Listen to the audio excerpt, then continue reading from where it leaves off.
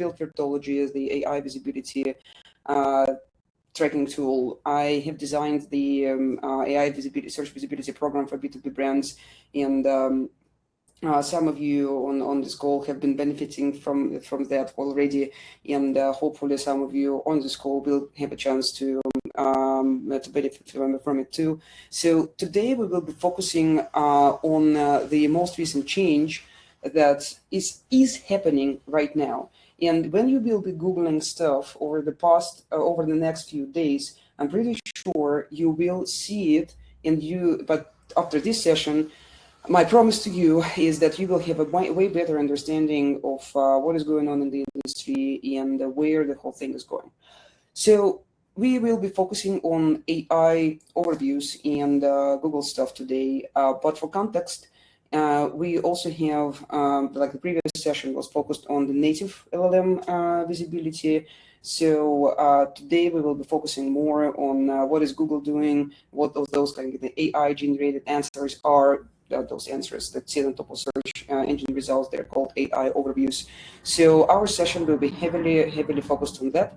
But in any case, if you have any questions about AI visibility, search, or where you stand as an organization in this new environment, we will give you an opportunity to interact with me and my team through the course of this section. And afterwards, there is nothing you can buy on this webinar, but I'm here to share what I know about the AI search, about AI search, and about where we stand as an industry in this kind of like evolving environment.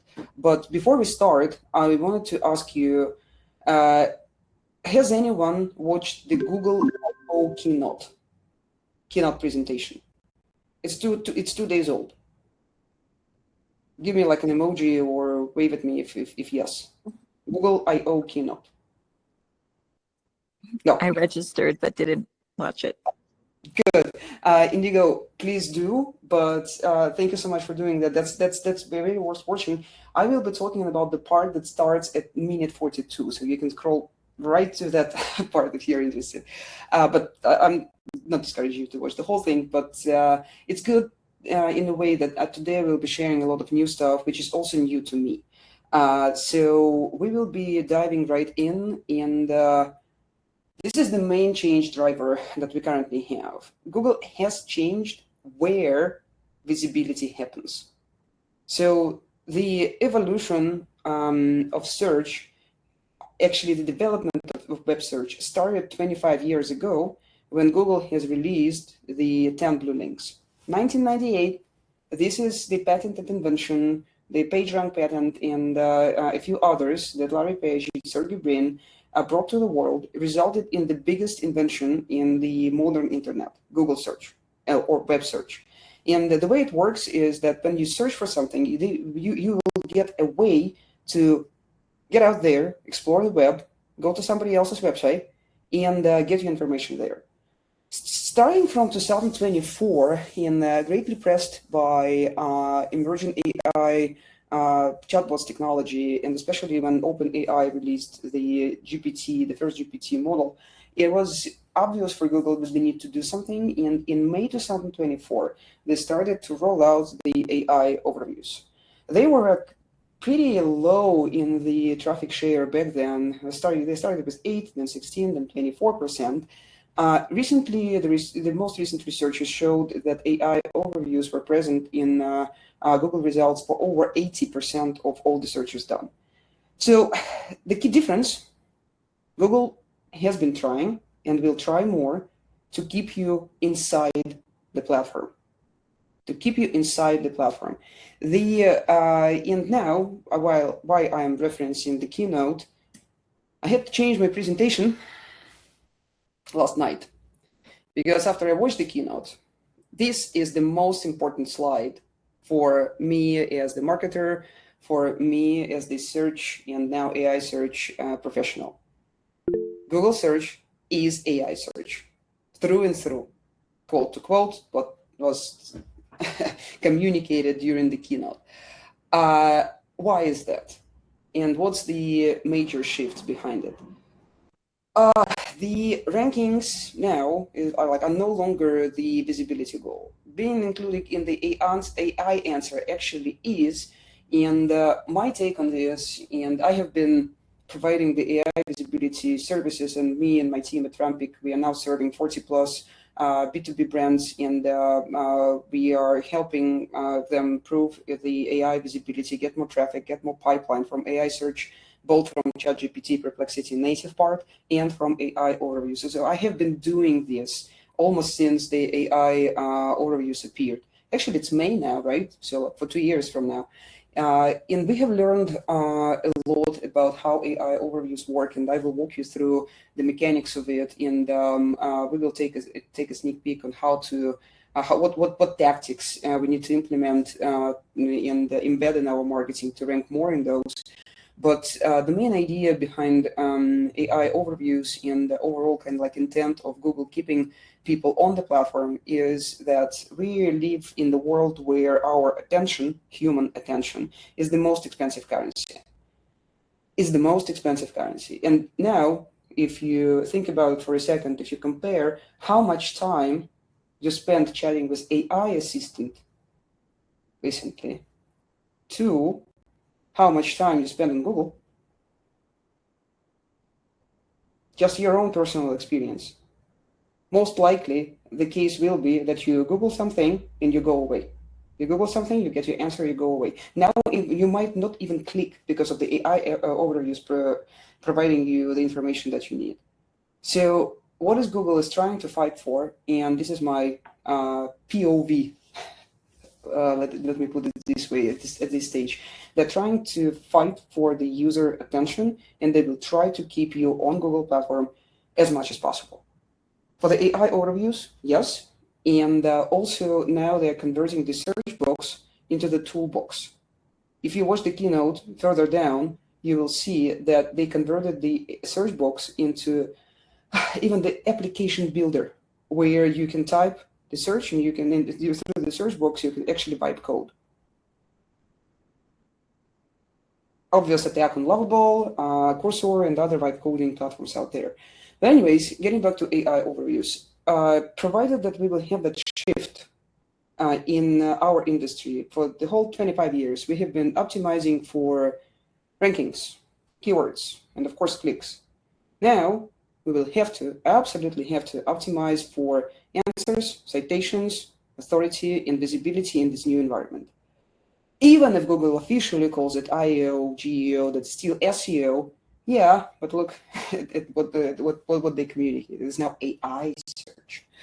So with this in mind, let's dive a little bit deeper into how the whole thing works. So the main difference between the traditional search results that are fading away, and I believe they will be very shortly almost completely killed, is that we have the different mechanics behind it. We have the two new things that we as marketers need to be aware of. Namely, we do have that retrieval component, and we do have the query fan out. It's a little bit too more like a technical terms, but I would love you to remember them, because RAG is not that new, query fan out is not that new either, but we will have to use them more and more, especially the query fan out. I'll explain to you why, and I'll show you how to do that. So in a very simple words, what is happening now, Google has a lot of data, both accumulated in the real-time search. But before giving you the answer, or at least some output, think like 10 blue links previously, now AI overview. Now Google will put an extra layer of a model, Gemini 3.5, that will take your query, will look at what you're searching for, will try to guess your intent, and will look at the data available for the model. And instead of doing one search, it will surface certain things from its knowledge, and it will do a couple of more searches, 5 or 7 searches with the fan out queries. So those are the keywords that you will not see. Those are the queries that you will not see as a human, unless you have a Chrome extension that allows you to do so. So you can technically see it. But as a user, you'll type in something, You'll wait a little bit, you'll see AI overview being generated. In the background, the model will be searching for you. Very similar how search function works in ChatGPT or Perplexity, where you will see like searching the web and they will see some citations being told, with the exception of Google now trying to do everything to hide those links. They will pull the information, they will give you the references, but they, even in the interface, they will be small and not that noticeable. So 2 things to know about like AI overviews. They employ retrieval augmented thing, which is pulling from the relevant up-to-date Google index, and they use the QRF now. They do those extra searches in the background for you to make sure that the answer that they're giving you has been validated through those extra searches. Give me a thumbs up if that all makes sense. Give me the reaction if this kind of clear. Thank you, Indigo. Thank you so much. Yeah, thank you, Tara. So everybody's good? Good. Thank you, Manuel. Why this is important for us? Know your enemy, right? We need to know, we need to understand better why the certain results or certain behavior that we see on the screen is happening. And now we have been studying AI overviews for quite some time, and we, not just like me and Rampik, not just my team, but also the whole digital marketing industry and especially SEO industry. And we saw the things that are typically highly rewarded by Google and what like the things that help us drive the inclusions in AI overviews. They have more relation to how large language models operate rather than to traditional search algorithms. So this is that extra LLM flavor that Google started to put on top of the results now became the integral part of how Google works. And clustering, consistency, entity alignment, all the things that have been important for native LLMs, search and operation, are now very important for Google search. So those 2 worlds have been merging, and it looks like they are very, very now close to each other, closer than ever. With this in mind, let's see what we, as marketers, can actually do to start winning more inclusions, more appearances, more visibility in AI overviews. First, the low-hanging fruit identification. Google does reward higher rankings, so the traditional SEO hasn't gone away too far yet. So if you know that some of your pages or some of your keywords are ranking quite well in top 10 results, let's say, this is the easiest target to look at. And for that part, your traditional SEO tools like Ahrefs and SEMrush are still good to use. I'll show you a few examples of where they fall short, but this is the information that is accessible to everyone who has a subscription with those tools, and it's very easy to discover where you already are ranking in AI overviews or where is your potential target that you can start working on right away. So the first tactic is to still use the more like the old school approach, identify the keywords that are close to top 10 rankings and take it from there. Especially, it is important to notice the pages or pieces of content, whether blogs or money pages, that have multiple keywords already ranking in top 10 or close to it. It will increase your chances to optimize not just for 1 or 2 keywords, but optimize for that topic, for the intent that the page is about. So open Ahrefs, open SEMrush, look at the pages that have good keywords number that are already ranking for a fair amount of keywords, and where those keywords are really close to being to the top. And you must be thinking, oh my God, this is so simple. Yes and no. On the screen, we do have the Ahrefs, their own research about the, they analyzed 4 million AI overview citations. And if you look at the distribution of the rankings, only 40% of those citations were already ranking in top 10. So this is the first step, but it covers around like 37% of the cases. Why? Because this is the first kind of like layer that Google will pull, but it will use Gemini Gemini 3 is in old data, starting from the 2 days ago, it's Gemini 3.5. I will update the deck. And if you can see the distribution of the pages ranking in 11 to 100, it's another 30%. But what's mind-blowing is that the pages, like 31% of the pages pulled in AI overviews in this research, they don't rank at the top 100. They are invisible for humans. Fan-out queries. So the fan-out queries is, I'll show you the examples, but whenever you have a keyword, you will be given a set of results, but the model, Gemini, will also do the long tail searches. And if you ever saw how ChatGPT works, you'll see like searching the web. What's happening in the background is that the model itself, without your guidance or without your supervision, will send a few other searchers out there, and it will pull extra results, not just necessarily for the thing that you're searching for, but it will try to expand. It will try to find that information, and it will synthesize the answers and bring it to your answer. So think about it as the two layers of information, and this already is our experience. It's not something in the future. This is already happening. So let's say we are looking for like the best CRM software, and at the top of the results, you'll see the certain things as like HubSpot or Salesforce, but you will also see a few results that will be driven in that AI overviews by additional queries that the model sent in the background. This is what's called fan-out queries. In Indigo, I hope that makes sense. So those are the searchers that model does in the background while it's loading the AI overviews, and it uses this information to give you the answer that you'll see on the screen. Now we are getting very, very close to how that works. We can analyze them. We can see what exactly is model asking. We can see what kind of things were searched for on our behalf by the model. And what it gives us, and I'll show you the live examples, we will get to the live demos really shortly, the fun part. I will show you how we can use this information, because we are stepping away further and further from the keywords as we know them. The average length of the prompt on ChatGPT is around 20 words.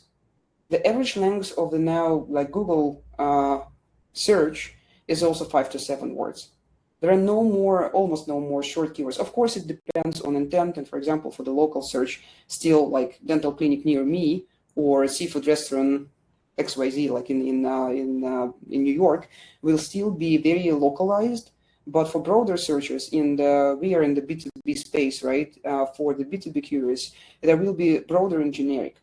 We need to understand what model is doing, what does it search for. And now we have tools and ways to analyze it, and I'll show you how. But the first tactic is very simple. You can still use Ahrefs and SEMrush. You can identify pages that are already ranking, but be mindful about it, because it's only around like 40% of the possible results that can be included in the AI overviews. Now, knowing better how model works and they search that they search on your behalf, the second tactic is to see what exactly the model is searching for out there. And I'll show you how, there are multiple ways to do it, but I'll show you one of the straightforward ways how you can do it as well. And supporting citations and mentions. If the model doesn't cite you, it cites somebody else. If the model doesn't cite your brand, it cites somebody else. And though somebody else can be your direct competitor, or it can be an informational website. It can be a listicle, it can be a Reddit thread, it can be a forum, it can be a blog on somebody else's website, it can be a press release or a news article. If you study the citations variety for your niche, you will quickly find out what the model favors.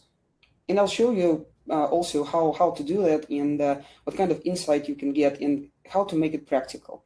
But think about it in a way where, think backlinks, right? So in Google's like old ways, and if you have some SEO background, I have been doing it for way too many years. But the backlinks importance has never, like, it's baked into the Google search algorithm.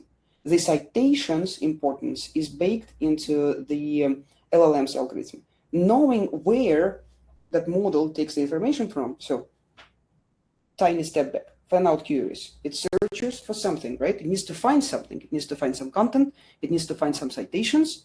Knowing which citations play part in getting that AI answer ready is fundamental right now, because then you can study them, you can learn from them, you can take concrete specific actions how to get into those citations. So this is our tactic number 3. And I know that's a lot. I've been throwing a lot of information on you. If that sounds confusing, or if you need clarity on where you stand right now in AI search, I encourage you to talk to us. Thank you, Nina. That's the calendar link. When you click on it and open it, you'll see our calendar. And Nina is our digital growth manager who helps me with designing the initial audits and initial walkthroughs. Excuse me. So please take your time, take a look at it, find your date, and book your call with us, because I'm more than happy to apply everything that I have briefed you on to your particular business case. I'm super passionate. I'm super excited about this industry and the change that is happening, and I'm very eager to share everything that we know so far with you, applicable to your particular case and to your particular brand. So I encourage you to take us up on this opportunity and book some time with us for us to look at your case individually. Now, the fun part, the live audits. We will be looking at a few cases, and I know that some of you have nominated their brands, and I guess Brianna from Spark Rock, you should be like, I see your assistant, but I don't think that Brianna is on the call. No. And Tara, I think you are here, right? Tara from Crane Tech. Awesome. I know that we audit, like you were at the spotlight during the last session, and actually, because we have set up a dashboard for you, I hope you don't mind if we use your example to go over how to implement the tactics that I have been just talking about. Sounds good to you? That's perfect. Sorry, I couldn't find the mute button. Awesome. And feel free, thank you for finding that button. And feel free to ask questions. Feel free to kind of give me more insight. And let's take a look. Let's find you here. All right. So let me give you a quick walkthrough of what can be seen in the traditional tools.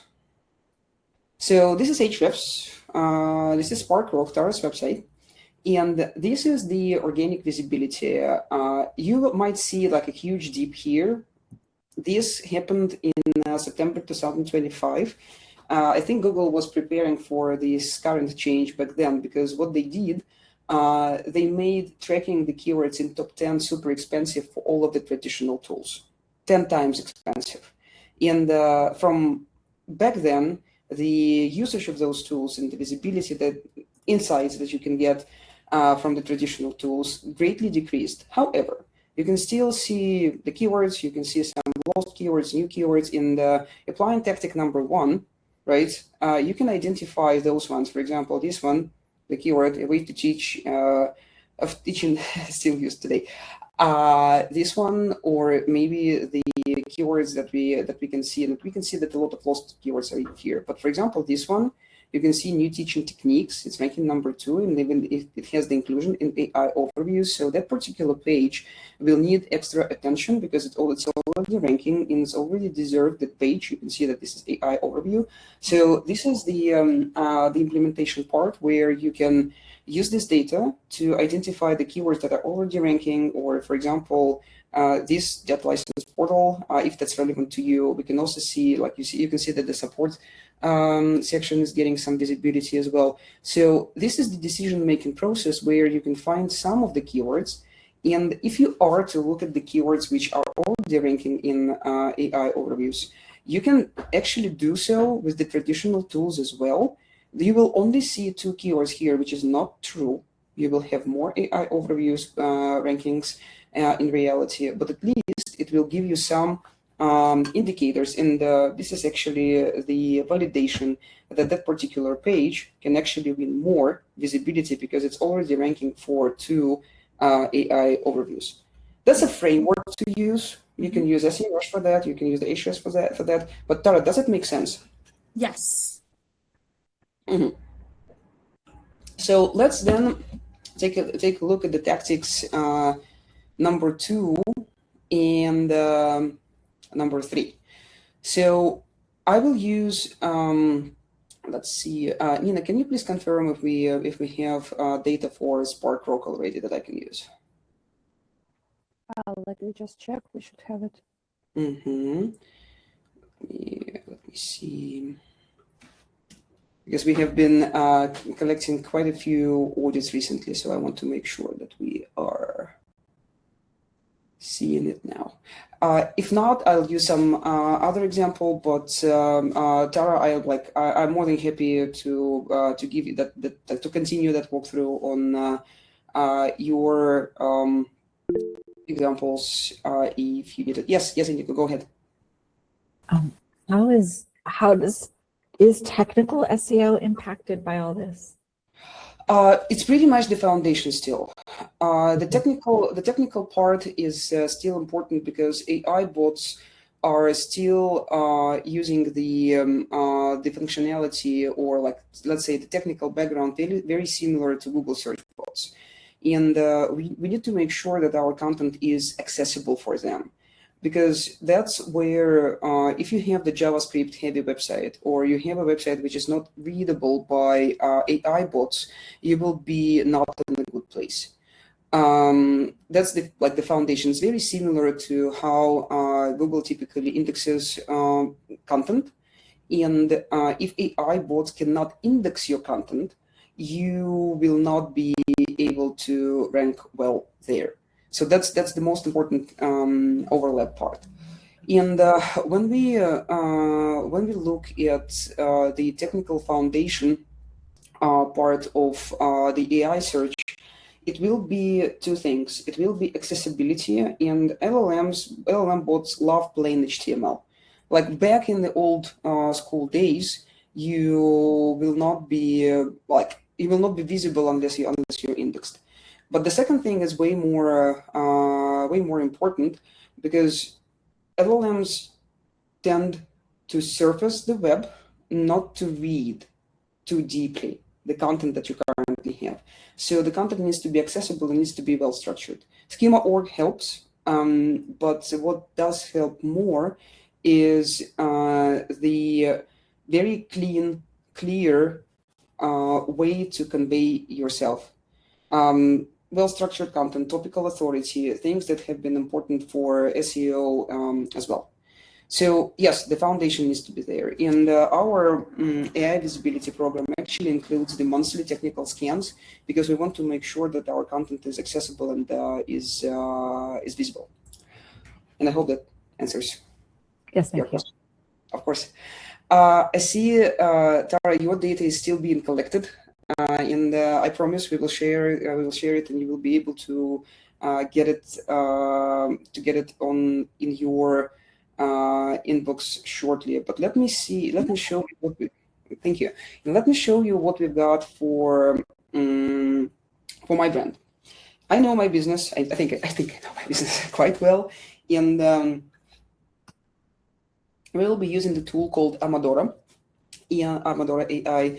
And what we are looking at is that AI visibility platform where I can track my citations and where I can track my competitors. So let me show you what we are tracking, just for better understanding of how the whole tool is structured.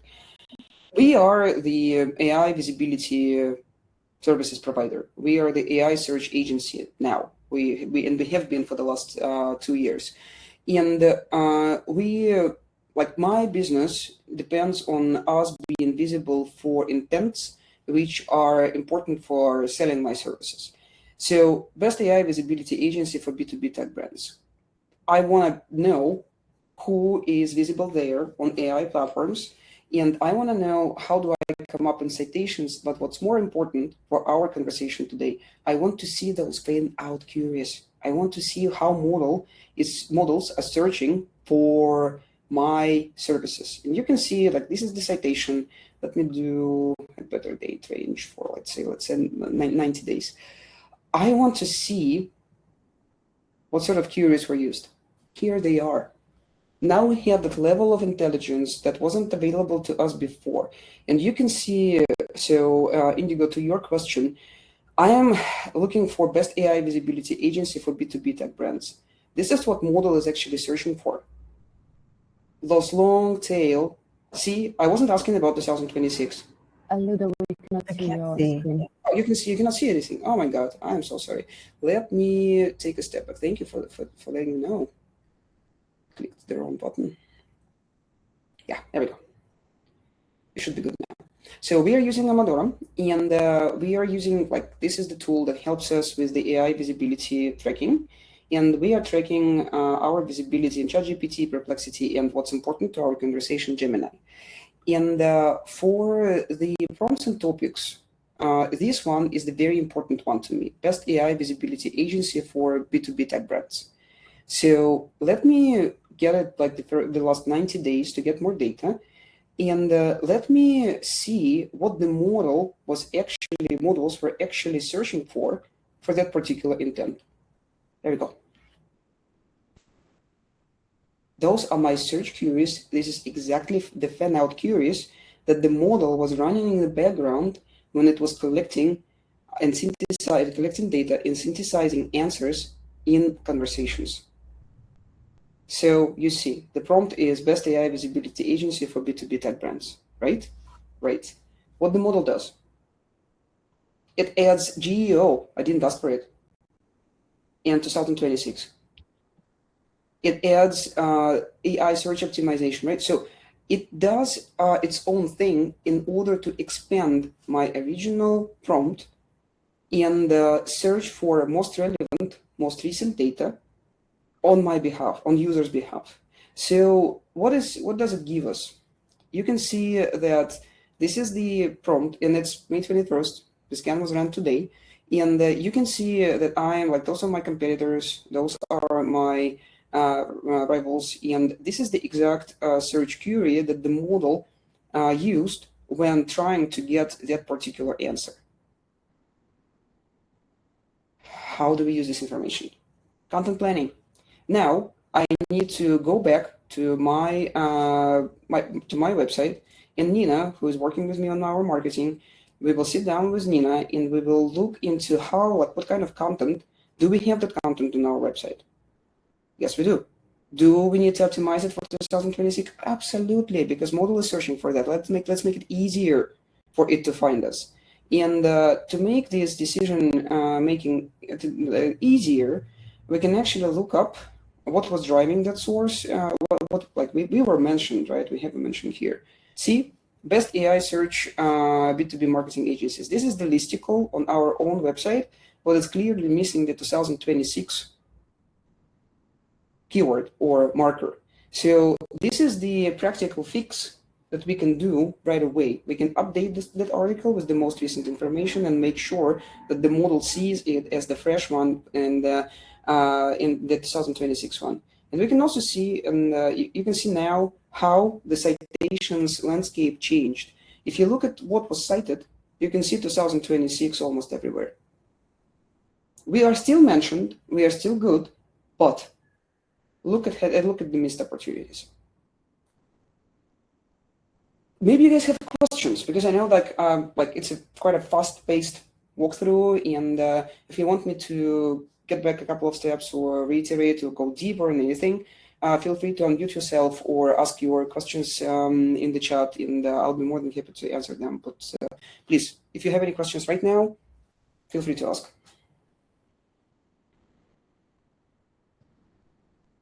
Everything checks out?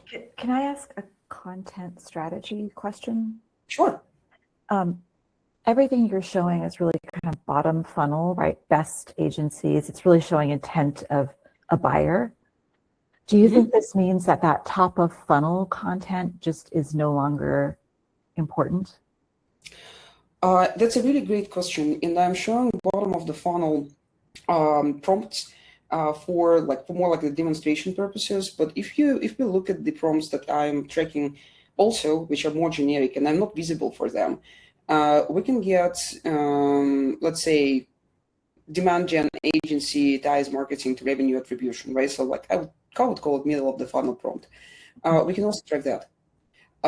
The difference between the traditional and you can see that the system like models will add the specific identification, because demand gen agency that ties marketing to revenue attribution means CRM. It will also plug in the specific CRM providers. So you can kind of like look up the logics of those fan out queries, and you can better understand how exactly the models are searching for middle of the funnel things. If you are to strategize and if you are to track the more top of the funnel things, you can add those prompts as well, and you can collect data. Okay. And that's a great question, by the way, because if you look at the set of the prompts that I'm tracking right now, my focus is now at the bottom of the funnel. But if your content strategy is more like a broader space, you can use the tools like this one, like Amodora, to track prompts that are more TOEFL or TOEFL and MOFL oriented, top of the funnel, middle of the funnel. Yeah. And it's interesting enough. It's interesting enough that now we can get pretty much a lot of relevant information about the citations as well, and I'll jump to that. And Latoya, I see your question. The name of the tool is Amodora AI, and we will share it in the email. And if you want to try it out, I'm more than happy to share my personal promo code for that. You'll get a very lumpy discount for the first months of using this tool. So Nina, could you please make a note to include my promo code and the link to the tool to the follow-up message, because we will be sending the recording, and we will definitely do that. Thank you so much. And a few AI prompts to search brand visibility for our organization. Yes, and absolutely yes. That's a great question. And this is my brand awareness thing, where where we have the brand Rampic, and in intent of checking us out for AI SEO. I deliberately plugged in two terms together, and when I click at that prompt, the search queries will be mostly branded, but the general recommendation that we currently have is to take your brand plus the service that you are providing and build a prompt similar to this one. Why? Because this will cover your evaluation intent. When somebody already knows about you, somebody knows about what you do, and they are either comparing you with somebody else, with competitors, or would like to understand what's good or bad model knows about you, or the chat assistant knows about you. So the rule of thumb will be to track a few prompts like this. And I like this one in particular. Tell me everything you know about Rampic Agency. It gives a lot of information about your own citations, and it gives a lot of information about what models can actually pull about your brand. And I'm pretty sure you will be quite surprised if you look at not even the fan out queries here, they will be pretty obvious.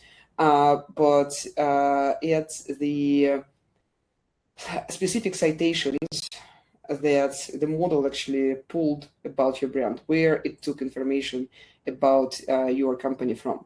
That's usually pretty eye-opening and sometimes mind-blowing when we look at it. And we do have that part included into our audits and even into our walkthroughs. So if you're interested in the deep dive in that, please feel free to book some time with us, and I'll be more than happy to set it up for you and walk you through the results. That's usually very interesting part, and like the outcomes and the practical steps that we typically take out from this iteration is they're usually super hands-on. So we do have a few questions. So the top of I just wonder if top of the funnel matters anymore. Should we just focus on bottom of the funnel content on the website and blogs?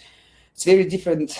Yeah, it's a very different way to think about blogs, and we do have those questions are really similar. So thank you, Indigo, and thank you Ashwin for asking about the blogs versus the solutions pages. While I don't have a clear answer to that across the board, I can give you a few examples of how me and my team think about it, and I can show you why. So we are drifting a little bit away from the AI overviews, but let me show you an answer to that question. And since we're talking about more like what content is important, let me show you one thing. So we can track visibility across different platforms, but since we are talking about AI overviews, let's look at Gemini in particular. So now all the results that we are looking at are filtered by model, which Google uses for generating AI overviews. What does it give to us? It gives us, and let's do the same here. It gives us a more focused view of the citations, and we are going to the tactics number 3, right? So like we need to know which citations participate in or assist in forming up the AI overviews. So now we can see the citations by type, and to the most recent question, we can see which particular page has been cited more often, or particular pages on your website. So Indigo and Ashwin, to your question, let's take a look at my data. You can see that the services has been pretty much actively cited, actively mentioned. Services again, then the homepage, then my About Us page, and only like this is the case study about AI overviews, and only like this is the service page, and only then I have my blog. This is my services page as well. This is the general page about whom we help, and only then we have like the blogs and the mix of things. So my prompts are configured for more bottom of the funnel and branded tracking deliberately.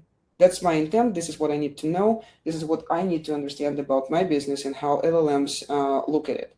And when I see this distribution of the pages types across the bottom of the funnel prompts, I can make certain decisions for my content marketing strategy. If you are to track more like top of the funnel prompts, you might want to see different results. But the beauty of this analysis and this data is that you can actually see which branded or not branded, which prompts were triggered, or which prompts triggered that particular page in the results. So think about it as the cross-validation, because you can set up the prompts based on where you are in your content marketing journey and in your overall marketing roadmap, and you can then attribute the participation of certain pages of your own content in AI citations. And with the tools like this, you can filter it out by platform, and you can get a good understanding of what was driving visibility on Gemini, in particular related to your case. And let me know if that makes sense. Yeah. Okay, cool. So for the third tactic, there are a couple of things that we can do. So remember, we are still looking at the platform, Gemini, right? Important for Google. And we can look at our own citations as we just did. But what we can also do, we can look who else was cited, and we can analyze the URLs. We can analyze we can do the gap analysis, and we can see if we mark down the competitors, we can see where we didn't get a mention. And we can definitely even group the citations by platform and by topic. So in this particular case, what I just did, I narrowed down the citations used by Gemini to put together, to synthesize content, including content and AI overviews, to my particular topic of interest, AI search, and to my particular platform of interest, Gemini. Now I can have a better understanding about which pages by type or which domains have been cited. What are my citation types? And we can see still to our previous questions, we can see that the blog articles dominate. They're like way over 50% in that particular sample. And we can also see listicles, and we can also see different types of things. Interestingly enough, we will see Reddit, we will see YouTube, and we will see certain interesting things, especially where like the listings are placed. Remember that for 30% of fan-out queries, the results were not in 100 rankings. Model takes them elsewhere. That's the very important part, to combine this knowledge with what you see on this screen, because now you can have a better understanding what types of citations, what types of content is being used by AI to generate those AI overviews. Any questions about this part? Very good. All good. And let me run a quick temperature check. Give me the give me some emotion if that does make sense. Does? Yes. Good. Good. Now, oh, thank you, Latoya. Thank you, guys. Woo. And now, give me some emoji if it is confusing and somewhat overwhelming. No, everybody's good? Okay, cool. Good to hear that. So, if you need any help, excuse me, if there's anything that we have covered so far, we do have it for you, and we can help you with all the tactics that we have covered, but usually we go way deeper into analyzing where you stand. We run pretty much comprehensive audits for you and with you, and we also have seen quite a bit of use cases. So we do have the understanding of what will be working with the money pages. I just showed you an example of how we look at the framework. We also see a lot of traction with different content formats like evergreen content, the authority driving formats, the comparisons and glossaries. And I'm happy to apply this advice to your case and to the content formats, by the way. It was really good and it was very interesting. We do have the panel of the successful of the content formats that tends to be successful for B2B brands.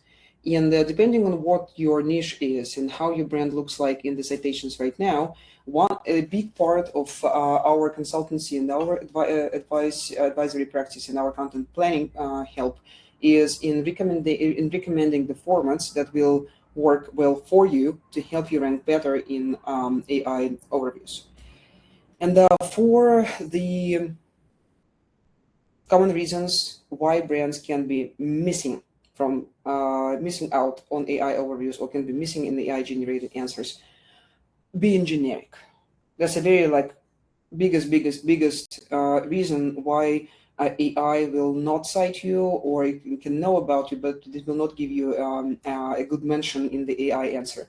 And the topical authority, if you are a generalist, it's harder for AI to identify when and how to cite you. And of course, the lack of supporting citations. If your digital footprint is rather small or, again, generic, AI will not have enough proof, will not have enough decision power to include you into the citations and into the rankings. And what we saw over time, if your website is full of AI-generated content, and again, it is generic, it's very important. Not all AI-generated content is bad, but if it's just generic, or you've been hunting for certain keywords, it will be also increasing the chances to be ignored by AI. So that's not helpful. Now, how do we measure? Throughout our conversation, throughout this session, we have been using two tools. We have been using Ahrefs. You can also use SEMrush for the tactic number 1 to identify the pages that are already ranking. For the rest of the things, for fan-out queries and citations analysis, I highly encourage you to try Amadora.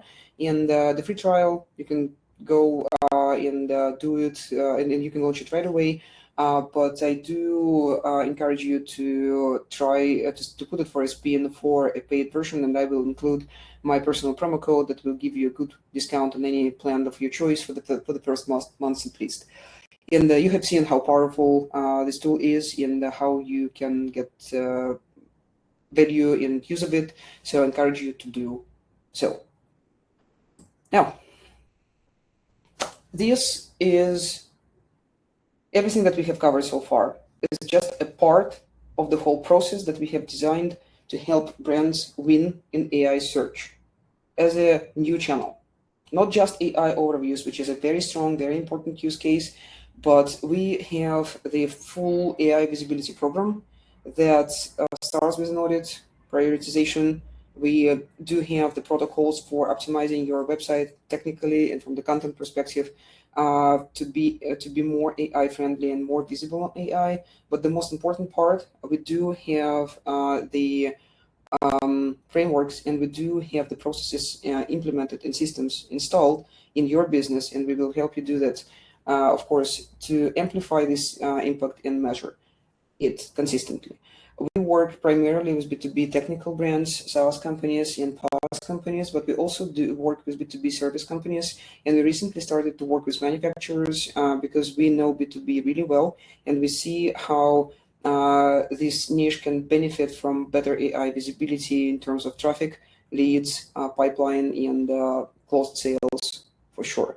So my mission is help you be the best part of AI Answer. And if that's something that's resonating with you, with your business goals, I encourage you to take the first step, book some time with us. I am more than happy to take a look at your individual, to look at your case individually, walk you through the findings, answer your questions, and see if and how my team and myself can help you. With this in mind, and thank you, Nina, for sharing the link. You can use it, and you can connect to us right away. So now, wrapping things up, what does the whole thing mean? We need to get savvier in influencing answers and shaping recommendations. This change, back to the starting point of watching the Google keynote, do take a look at it. Do see, because for me, as an industry professional with years, like tens of years of experience, it is mind-blowing. And it means that things will shake and things will change faster than we are all thinking, most likely. And that increased visibility before the click will be a great challenge for many brands because the search behavior has been changed forever. And this is the challenge that I personally like, and I am actually excited about it because it gives us tremendous opportunities to be visible and to be recommended in a way that cuts the decision-making process. I expect pipelines to be stronger if we are visible on AI search and when we are visible on AI search. Maybe less traffic, but stronger pipelines. Key takeaways. You do need a strategy. You do need the strategy. This is a part of your GTM. This is the part of your overall marketing roadmap. And you do need the measurement system, because those number one and number two will give you the consistent improvement, consistent improvement roadmap. Happy to help to discuss yours. Happy to help you implement yours. We, as I'm saying, we have been doing this for over 2 years with my team, and we have enough success stories and case studies, and what's more important, working frameworks. So if that resonates with you, please take some time to talk to us, and I'll be more than happy to help you, or at least you'll walk away with the better understanding of how your AI visibility now works and where you stand. And also, I will be more than happy to see you on the next session. We will be talking strategy. Next time around, and Nina, if you could please share the registration link, that would be great, and we will definitely include it in the follow-up email. We will be talking about the search strategy for 2026. That's going to be up to date, and we will be talking about the things that B2B teams should stop. Certain things needs to be stopped, start, and measure. So thank you so much, guys. Thank you so much for your time and thoughtful questions. And we do have some time left, not much, but still. And if you do have, thank you, Indigo. Appreciate your feedback. And if you guys have any questions, let me know. Or if you liked this session, you can give me thumbs up, and it will be actually will make my day. Yeah, thank you, Manuel. Thank you, Tara. Thanks, Tara. Yes, and I will be sure to send you the information that I promised, and welcome to register for the next one, because yes, I will be sending the recording. Then please go ahead, register for the next session. Every time we do them, we always have something new. This industry and this niche is super dynamic, and I'm learning a lot, and I'm very open to sharing everything that I have learned so far with you. And as you can see, we are keeping those sessions super hands-on and super practical. So please go ahead and register for the next thing. And of course, if you have any questions that you would like to ask me and my team, feel free to book a call with us. Feel free to sit down with us, and I'll be more than happy to see how we can potentially help you with your AI visibility needs. Thank you so much. Thank you. I appreciate everybody on this call. Appreciate your time. You're such a great audience. It's a great pleasure for me to host those sessions, and I'll be very happy to see you guys around the next one. And of course, we will send the recording. We will be in touch. And I do still have a few minutes. If you have any questions, if you would like to stay behind and ask them right now, feel free to do so. I do not have a hard stop. So if you have those questions that you would like to ask me, I still have some time. So feel free to do so. And thank you so much. Appreciate all the questions. Appreciate your time today.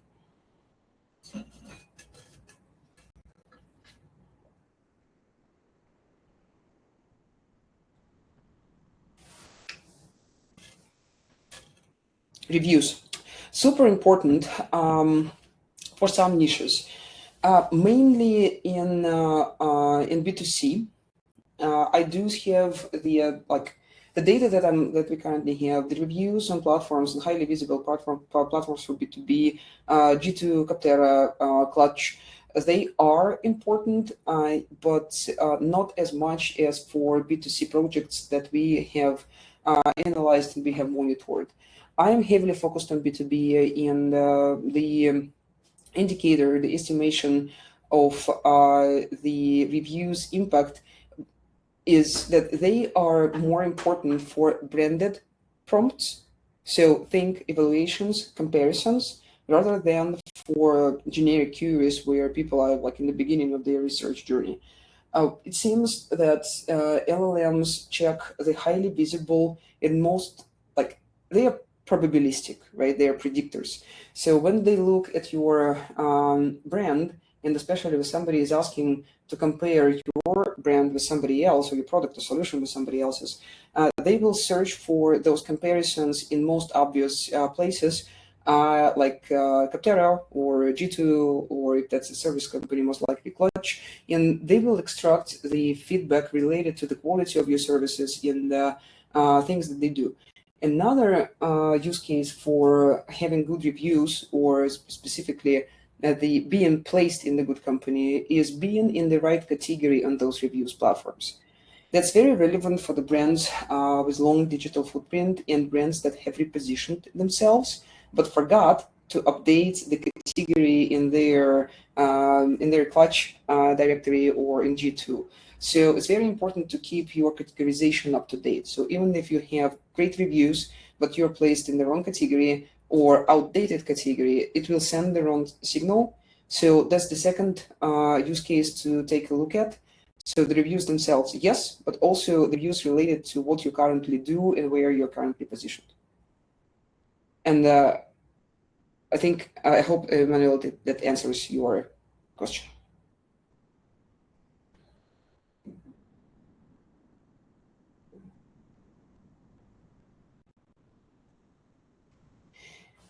All right. If you guys don't have any questions as of now, feel free to ask them. I'm just one email away. We will be sending the recording and the supporting materials for this call, and of course the promo code to Amandora. And thank you so much again. Thanks for your time, and thank you for being such a great audience. See you guys around.